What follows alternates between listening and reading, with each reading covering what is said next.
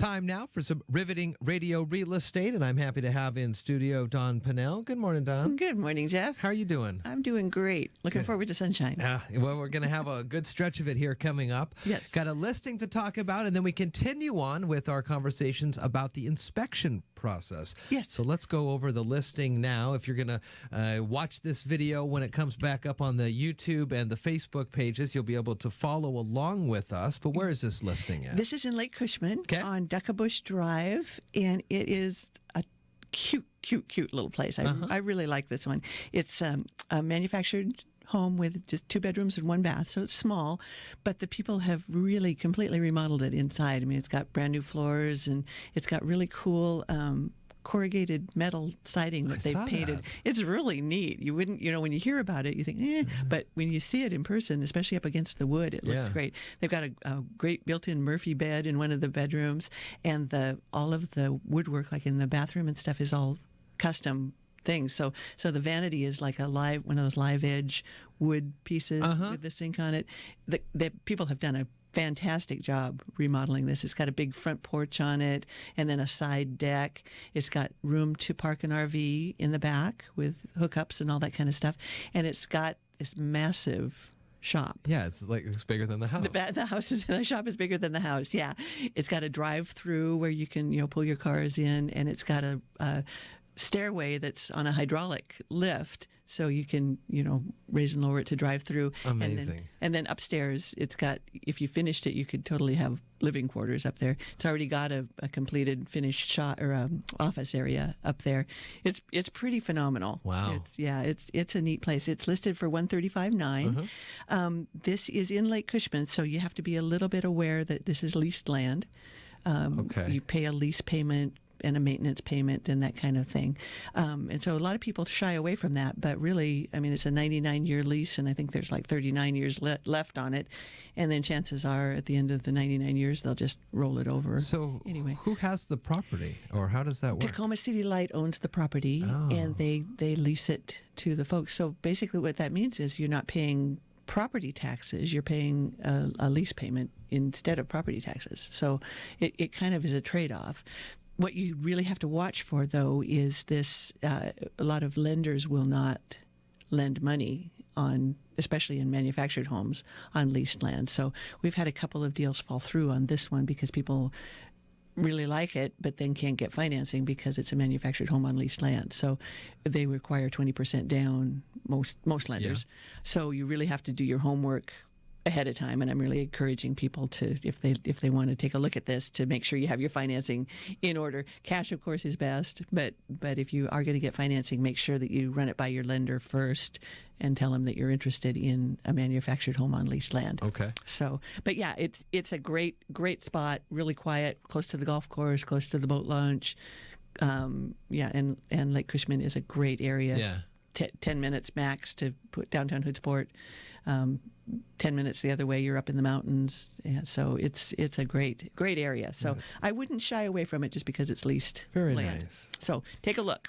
Let's move on to our inspection process. Yeah, and this actually segues in quite well because we did have an offer on this house, and they did an inspection, and there were minor things on the inspection report, but the buyers didn't even give the sellers a chance to say whether they would fix things or not. They just canceled the deal.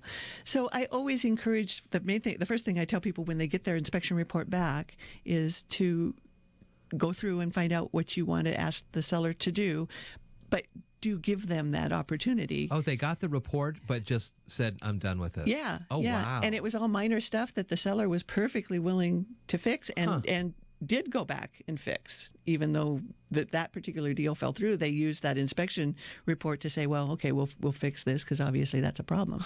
So they would have been perfectly willing to do the repairs that the seller the buyer was likely to ask for, but the buyer didn't give them the chance to do that. So do that. Yeah. That's just makes sense. So what happens is, we talked last time about when the inspector goes out there and they do like a 40-page report that you get with all of these things that they see. You get a copy of that report, and then you have a chance to go through and take a look at what is what are deal breakers basically for you. And then you get this report. It's a one-page report that has the buyer's response or request for repairs on it. And you have 4 options. You can say the buyer's inspection of the property is approved and we move forward, or the buyer's inspection of the property is disapproved and the agreement is terminated, or the buyer gives notice of an additional inspection. And this is something that the buyer would have to pay for. This is like if they want an engineer to come in to take a look at maybe some foundation cracks or something like that. The buyer pays for that, but they have the option of saying we're going to do more inspections. Okay. Or the buyer requests the following modifications and or repairs, and then there's a place where you can list those. And generally, what we try and do is match that up with the inspection report and say, okay, the inspector is saying that there's a problem with the electrical panel, for example. See section whatever it is, line whatever it is, so that they have a way of looking at the pictures and seeing what the inspector saw that caused them concern. I usually try and encourage folks, this is not an opportunity to try and nickel and dime the seller to death. I mean, I've had cases where buyers have requested that the seller replace all the light bulbs in a house. Well, that's going a little bit overboard. I try not to have folks do that.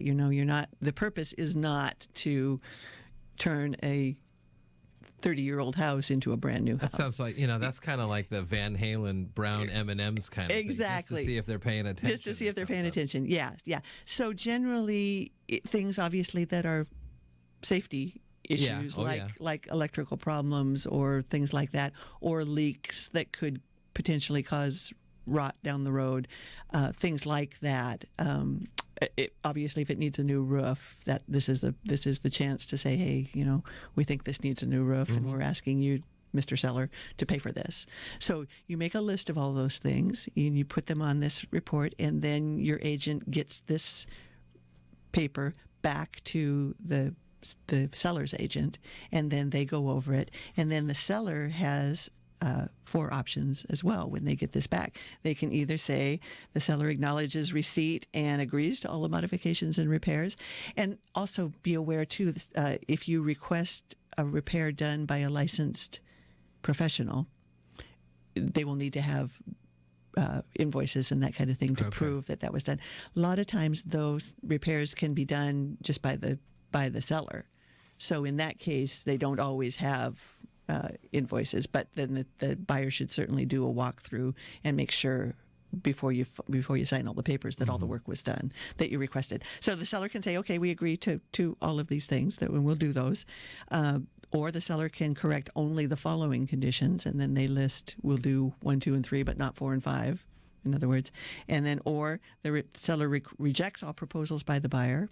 Or, and this one happens fairly often actually, the seller rejects all proposals by the buyer but proposes the following alternative modifications and repairs.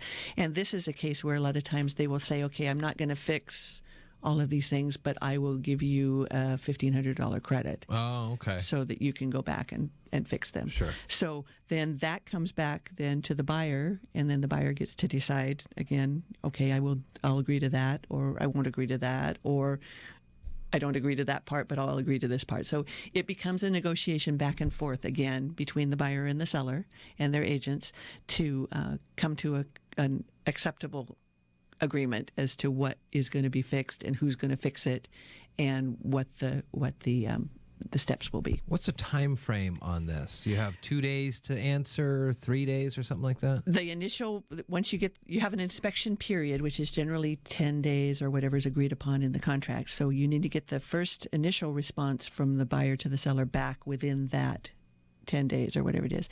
Then the buyer has 2 or 3 days to respond to that. And then if they come back, then the buyer has an additional 2 or 3 days to respond. So yeah, it's you have time to really be thoughtful about it. And I, again, encourage folks to do that and to really take a look at, from the buyer's perspective, of why you're asking for these things to be done.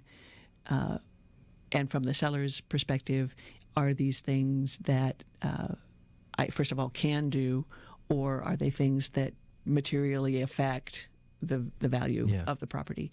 So obviously, like we said, things like wiring. I mean, that's a huge thing. A lot of times we'll run into a recalled electrical panel. So it's perfectly reasonable to expect the buyer to fix that, replace that, and make sure that it's a safe panel. Leaky roof is another one. You know, it's reasonable to assume that the buyer should want a roof that doesn't leak. So things like that, or blocked vents in the foundation, or debris under the house that needs to be cleaned out for so you don't attract rodents, that kind of thing. Those are all legitimate things to ask the seller to do. Dawn, how can folks get in touch with you? They can call me at 490-4493 or come and see me on the corner of 3rd and Railroad. And again, I always say that if I'm not there, they'll know where I am. Somebody knows where you are. Thanks, Dawn. We'll get this posted online, and have a good weekend. Thank you. You too.